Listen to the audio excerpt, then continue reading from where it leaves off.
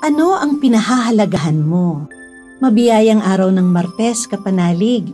Kapistahan po ngayon ni San Francisco Javier, Jesuita at dakilang misyonero sa Asia. Ito po si Sister Rose Agtarap ng Daughters of St. Paul para sa mabuting balita. Magnilay na po tayo sa Ebanghelyo.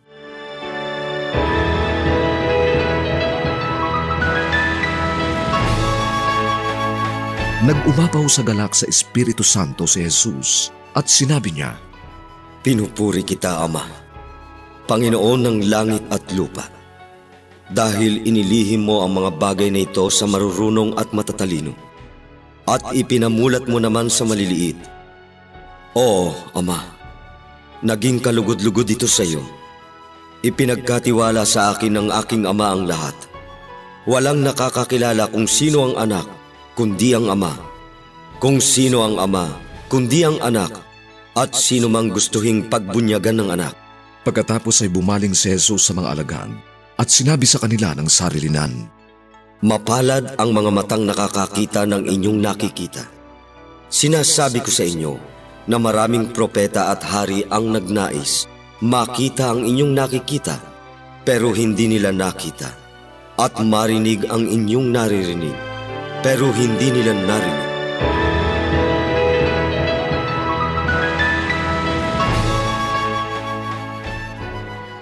Kapanalig, nakita mo rin ba sa social media yung mga post tungkol sa mga batang anak mahirap, subalit nagsisikap mag-aral?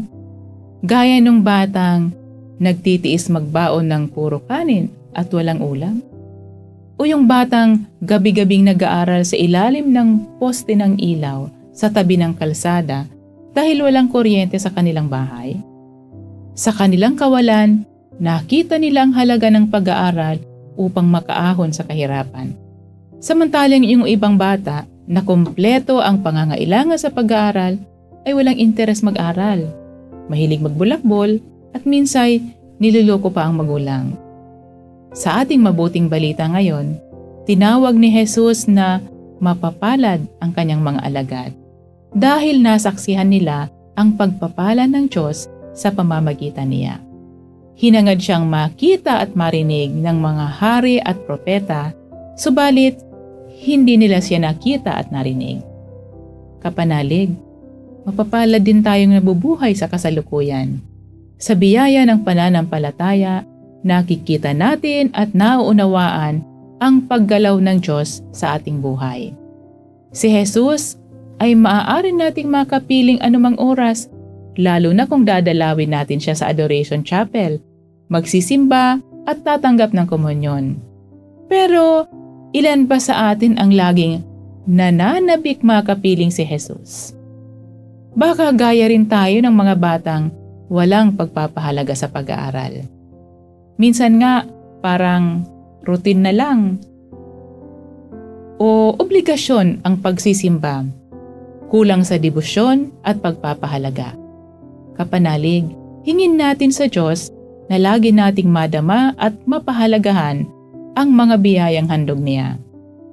Kahanga-hanga ang mga kapatid natin sa ibang bansa na kinakailangang magsakripisyo, magtipon ng patago at magdanas ng pangungutya upang patuloy na mapanindigan ang kanilang pananampalataya. Kahanga-hanga ang mga nakatira sa malalayo sa simbahan na naglalakad ng kilo-kilometro upang makapagsimba. Kapanalig, hingin natin sa banal na Espiritu ang grasyang makita at marinig sa tuwina ang kalooban ni Jesus at mabigyan ito ng lubos na pagpapahalaga. Mga kapanalig, maraming salamat po sa inyong suporta sa aming misyon. Subscribe, like, and follow po lines sa aming social media accounts.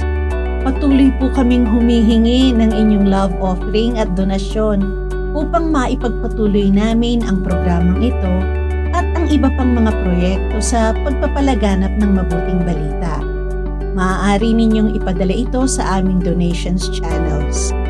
Ipadala rin po ninyo ang inyong mga intensyon at kahilingan at isasama namin kayo sa aming panalangin araw-araw. Ito pong muli si Sister Rose na nag-aanyaya sa inyong manalangin. Ama naming makapangyarihan at maawain, buksan mo ang aming mga puso sa pagsalubong sa iyong anak. Alisin mo ang mga bagay na humahadlang sa amin sa pagtanggap kay Kristo ng may kagalakan, upang makapiling siya kasama ng Espiritu Santo magpakailanman.